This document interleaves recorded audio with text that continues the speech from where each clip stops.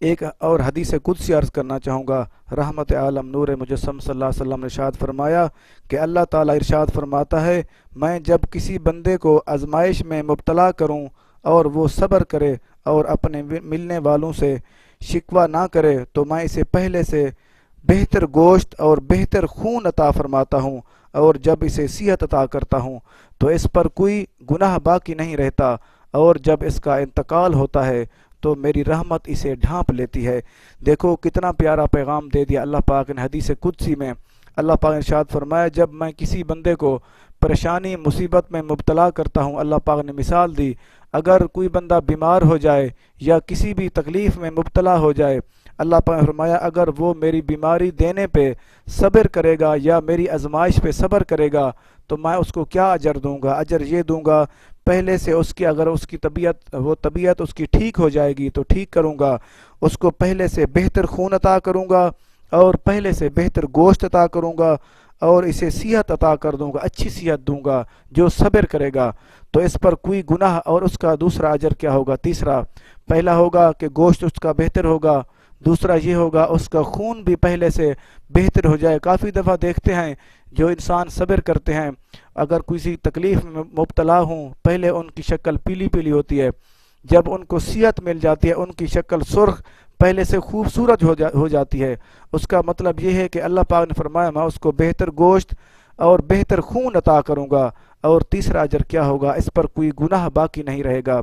جب کسی انسان پہ مصیبت آتی ہے وہ صبر کرتا ہے، اللہ تعالیٰ اس کے گناہ، اس کے جرم، کمی بیشیاں بھی معاف فرما دیتا ہے، اور جب اس کا انتقال ہو جاتا ہے، کبھی کبھی کوئی بندے کسی بیماری میں وہ فوت بھی ہو جاتے ہیں، اللہ پاک فرمائے اگر وہ صبر کرتا رہا، اگر اس کا انتقال بھی ہو گیا، اس کو کیا ہوگا؟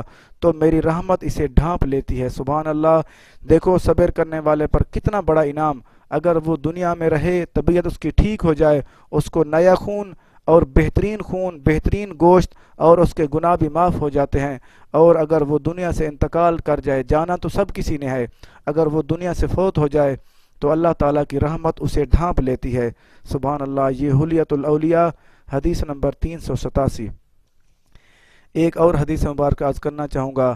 حضرت علی المرتضیٰ کرم اللہ وجہ الکریم روایت فرماتے ہیں کہ سرکار دو عالم صلی اللہ علیہ وسلم نے ارشاد فرمایا، جس طرح ہر جسم کا اہم جز ہے اسی طرح صبر ایمان کا اہم جز ہے، تو جیسے سر کے بغیر جسم کا کوئی فائدہ نہیں، ایسے صبر کے بغیر ایمان کی کوئی حیثیت نہیں۔ سبحان اللہ! دیکھو کتنا پیارا پیغام دے دیا گیا۔ آپ صلی اللہ علیہ وسلم مثال دی، جس طرح سر جسم کا پورے جسم کا ایک اہم جز، اہم مرکز سر ہے، اگر اسی طرح بھی صبر ایمان کا ایک جز ہے۔